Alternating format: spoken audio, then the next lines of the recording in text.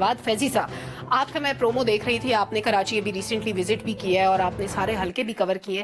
کراچی کے حالات آپ نے کیا دیکھے اور کراچی کی یہ تباہی جس کے مناظر ہم 2 دن سے اسکرین پر دیکھ رہے ہیں، اس کا ذمہ دار آپ کسے سمجھتے ہیں؟ دیکھیے میں تو جو کراچی رہ کے آیا میں نے وہاں سے پروگرامز کیے، مختلف سیاسی شخصیات سے ملاقات بھی میری ہوئی.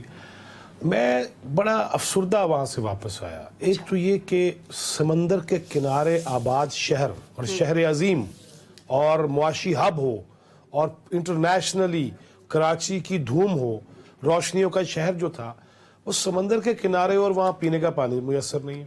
صرف 30% واٹر بورڈ کا بجٹ یوز ہوتا ہے. اب دیکھیں، نہ پینے کا پانی وہاں میسر ہے، اور اگر بارش ہو گئی ہے تو ہم نے ماضی میں دیکھا کہ ہیٹ ویو چلی تو لوگ دنیا سے چلے گئے. درخت کوئی ہیٹ ویو تو میں وہ 3 تلوار والی بھی ذکر کروں گا. اچھا، تو وہ ہیٹ ویو چلی تو اس میں بھی ہم نے دیکھا بزرگ مر گئے، اللہ کو پیارے ہو گئے. درخت نامی چیز نہیں ہے، کوئی ایسا پڑاؤ نہیں ہے جہاں پہ چھاؤں میں بیٹھا جا سکے. اب یہ جو دیکھا، میں وہیں تھا کراچی میں ہی، جب میں وہاں سے چلا تو 2 دن پہلے اس سے بارش شروع ہوئی تو اسی لیے بھاگ پڑا کہ پتہ کوئی نہیں کی ہو جانا ہے.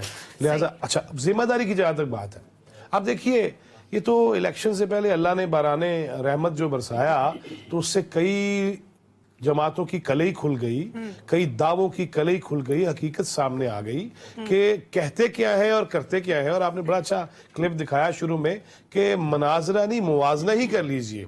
میرے نزدیک تو اگر اب مناظرہ کرنا ہے تو پھر مباہلہ کیجئے، ایک زندہ رہ جائے کہ مر جائے، کیونکہ ہم نے سب کو ہی اقتدار میں دیکھا ہے اور سب ہی اقتدار میں رہے ہیں اور کون سی پارٹی نہیں رہی ہے. لیکن اگر یہ مسائل میں جہاں جاؤں، مجھے 33 سال ہو گئے اس فیلڈ میں جب جاتا ہوں یا تو آہنی ہاتھوں سے نمٹا جائے گا. اس کراچی میں قتل بھی دیکھ کے آیا، میں وہی قریب تر تھا، ریکارڈنگ کر رہا تھا جہاں قتل ہو گئے، مرڈر ہو گئے. Peoples Party M Q M Peoples Party پہ الزام لگا رہی تھی. اب اس سرا ہی نہیں پکڑ پا رہے ہم، اور کہہ رہے ہیں کہ نہیں ہماری جماعت کی صورت میں مسیحا موجود ہے. ہم نے ماضی میں بھی بڑے دعوے دیکھے. آپ کی نظر میں کلپریٹ کون ہے اصل میں؟ عوام ہے. عوام ہے، وہ بات ہی نہیں کرتے، پوچھتے ہی نہیں ہیں.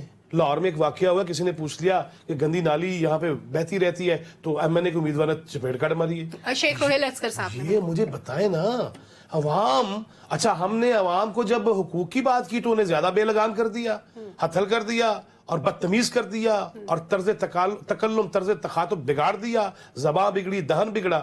اور اگر ہم یہ کرتے ہیں کہ چپ رہو تو بالکل ہی چپ ہو جانے.